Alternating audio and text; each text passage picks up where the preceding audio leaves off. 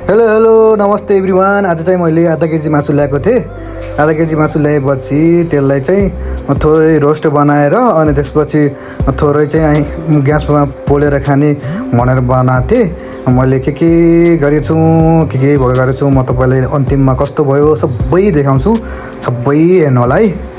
भिडियोमा देखाएको चाहिँ सबभन्दा पहिले चाहिँ हामीले मासुमा अन्डा हाल्यौँ। अन्डा हालेपछि यसमा चाहिँ हामीले मसला हाल्यौँ।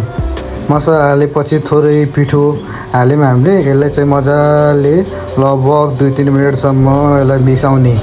मजाले मिसाएपछि त्यसलाई चाहिँ मजाले हाम्रो बाटो सानो भएको थियो, साँगुरो थियो, त्यही भएर चाहिँ हामीले चाहिँ यसलाई चाहिँ ठुलो भाँडामा हाल्यौँ। ठुलो भाँडा हालेपछि अलि चलाउन सजिलो भयो हामीले।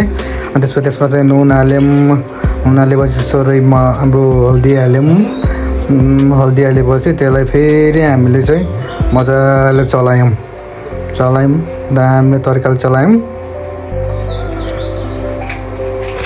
चलाइसकेपछि अब हामीले चाहिँ तयार पार्यौँ। भाँडा तयार पार्यौँ ग्यासमा, हाम्रो इलेक्ट्रिकल चुलोमा भाँडा तयार पार्यौँ। अब बनाउनु पऱ्यो भनेर त्यसमा चाहिँ तेल पनि हाल्यौँ। तेल हालेपछि हामीले टक्क तेल हालेपछि त्यसमा चाहिँ एउटा हाल्यौँ हामीले, फेरि अर्को हाल्यौँ।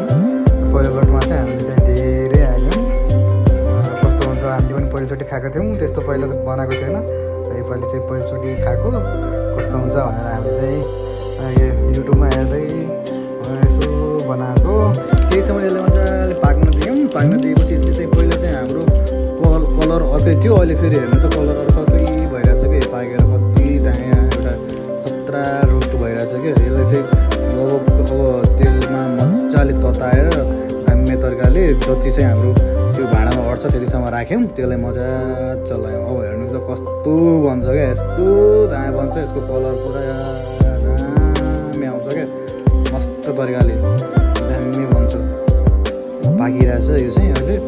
अब हेरौँ कस्तो चाहिँ हुन्छ यो होइन। यो चाहिँ कलर पुरै यस्तो दायाँ बनेर आउँछ। अन्तिममा त पुरै बनेर आउँछ क्या।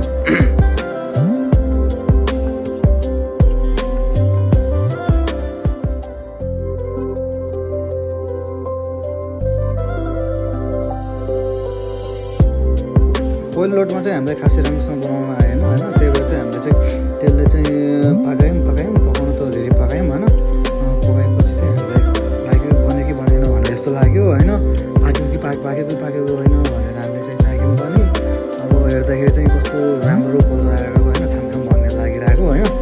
मलाई त यसो हेरेको तर चाहिँ अझै पनि राम्रो भएको नरहेछ क्या।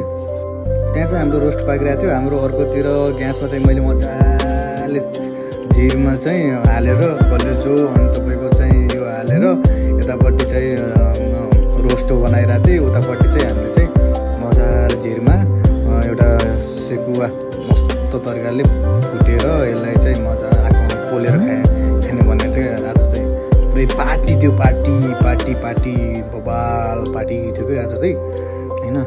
धेरै दिन भएको थियो नि त हामीले नखाएको। त्यही भएर चाहिँ आज चाहिँ स्पेसल हाम्रो इक्जामको कारणले गर्दाखेरि हामीले खानै पाएको थिएन। यस्तो राम्रो तरिकाले खानु पाएको थिएन। आज लास्ट हामीले हेर्नु त कस्तो दामी भएको छ। अब चाहिँ यसको चाहिँ दोस्रो कस्तो भयो त, यसको कलर कस्तो आयो अझै राम्रो दोस्रो पार्टमा चाहिँ हामीले देखाउँछ है साथीहरू।